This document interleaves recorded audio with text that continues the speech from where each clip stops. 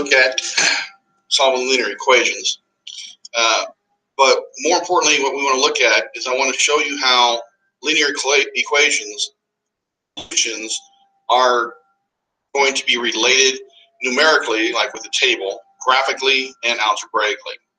So what's going on behind the scenes? How is everything connected? That's what this is about. I'm going to do it through a series of examples to show you what I'm talking about, and show you how to solve some simple things that we've been doing for years, in several different options. So we're going to look at how to solve a very simple one.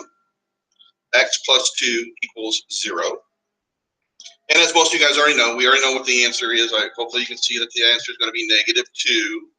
So we already know that. But I want to look at this from a different point of view. Not from a series of algebraic steps, although we will use those. I want to look at it in the form of a technique that is used a lot up in the higher math classes. And I want to look at this equation in this fashion. I want you to look at this side of the equation as a line, y equals x plus 2. And I want you to look at this side over here, where y equals 0. And so, from a table point of view, numerically, we can take this thing right here, and I'm asking, when is this line going to equal 0? And I can take this thing right here, and this line right here, as we've known, if we graph it, we have many, many different solutions. We can find a table of values for this thing. We can plug in all kinds of stuff. And let's plug in some numbers. You can pick any numbers you want. Let's say for the sake of argument, I pick the numbers 1 for x and 2 for x. And when I plug in 1, I get a 3. And if I plug in 2, I get a 4. And so this helps me establish some things. And what I'm trying to do now is trying to find out, how do I get to 0? Now, we already know many things about this line up in here. And we can probably guess how this is going to go. But let's take a look at this. Let's start off with the slope. We know it's going to be a 1. So we can establish this right here. The change in the y equals 1, because that's plus 1. And if I go this direction right here, that's plus 1. So that means my change in the x's is 1, which confirms our slope is the change in the y's over the change in the x's, which is indeed 1 over 1, which is 1. And we can see right in front here that the number in front is a 1 in front of that x, so we know that the slope is indeed 1. Now, I didn't give myself much room here, but I'll squeeze it in. I want the y value to be 0. So keeping the same rate of change here, how do I go from 4 to 0? And whatever I do, I have to do the same thing up here, because that has to be a slope of 1. So what am I going to do? Because when I get that, that will be my solution. Well, to go from 4 to 0, 0 minus 4 is -4. Well, if I subtract 4 from this one, I need to subtract 4 from the top one. So 2 minus 4 is -2. And then we can see then numerically that when y is 0, x is going to be -2, confirming what we've already established to be true. That is a numerical approach to solving. You look at the left side and you say, okay, how do I get a 0 from that in a numerical sense using the slope rate of change? Let's look at a visual representation of things. So in this situation, just like I said before, we're going to look at this line right here and this line right here, and we're going to graph that. So the line y equals 0 is just the horizontal line, which is represented by the x-axis. I'm just going to extend this out and call this, we'll put a dot line. This is y equals 0. So in a graphical sense, what I'm looking at is, when does this line touch that line? So the only way two lines can be equal, is if they touch each other at a certain point. And so we want to figure out where that might happen, that point of intersection. So if we graph this line, and we have a table, we've already created our table here, we can type in the point 1, 3 we can graph the point 2, 4. Okay, and as long as we type those in right, we can then extend this line out in a graphical sense. Let's get everything all lined up here.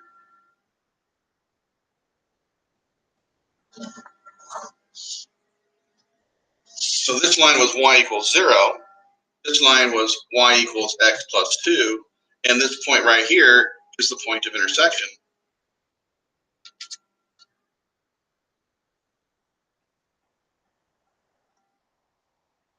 And the x value, which we can see is -2, this point is the point -2, 0. This is the point where the y value is 0, where it crosses the line y equals 0. And I see again that the answer is when x equals -2. Now, you never saw this in grade school or anything like that, but you did do something similar to this in this fashion, which is this. In grade school, you didn't do a two-line situation like this. They usually just gave you a single number line. And, here's 0, 1, and 2, and it's a -1 and -2. And what you did is you put a dot at the solution, which was at -2. And if I just collapse this graph down, you can see, so that point, you're just identifying that point of intersection. So where did it occur at? That's what you're recording when you do this number line right here. So let's look at another example. Algebraically, we didn't do that one yet. So this is graphical. So algebraically, you already know the deal.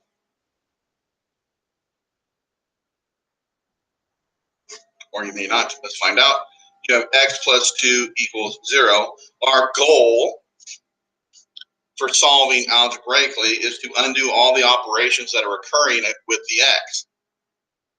We're trying to get x equals. So we have to mathematically use correct operations here to undo what's being done. So whatever x is here, you're adding a 2 to it. So to undo the action of adding 2, the opposite operation or inverse operation for adding would be to subtract or to add the opposite value.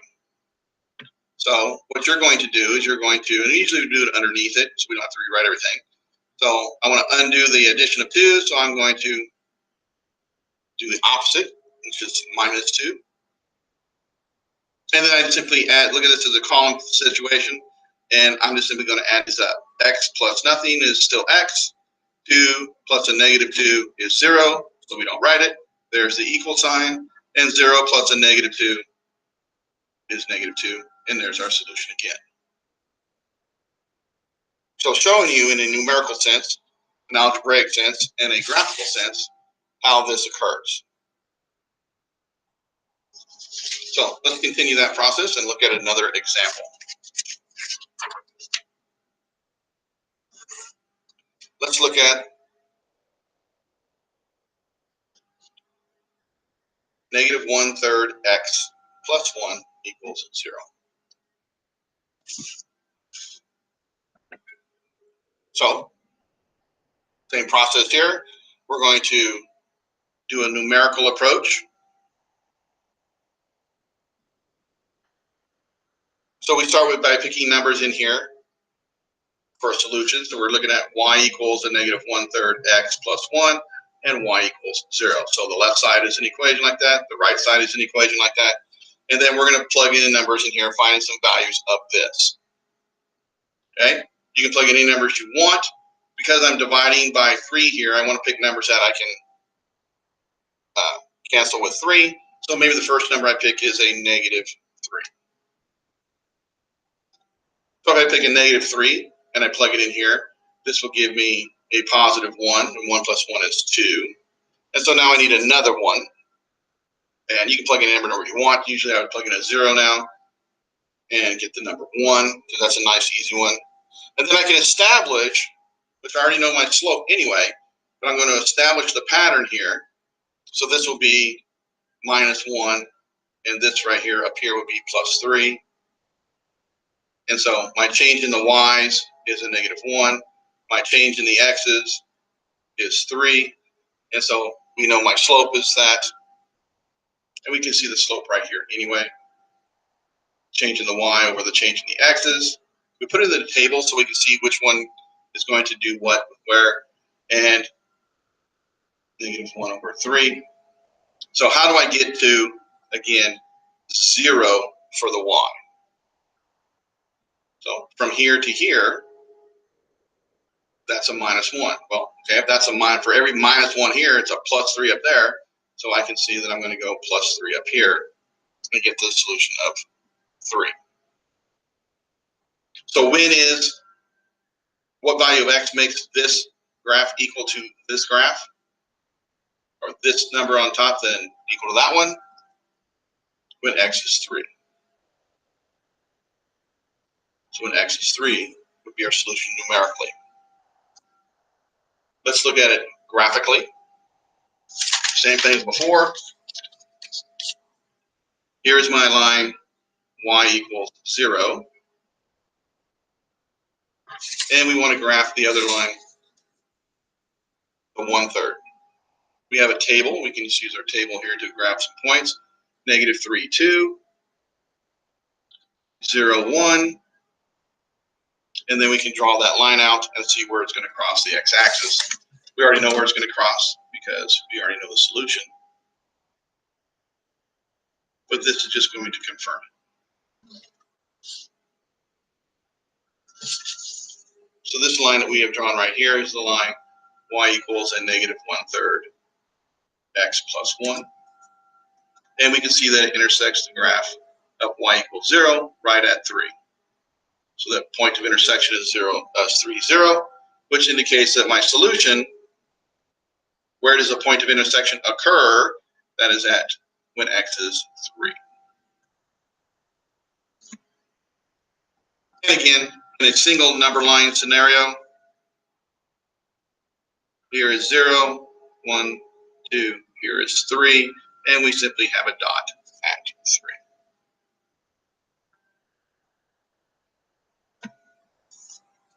So let's look at algebraically. -1/3 x plus 1 equals 0. So again, we have two operations that are occurring. First thing to x is I am multiplying by a -1/3, and then I'm also adding by 1.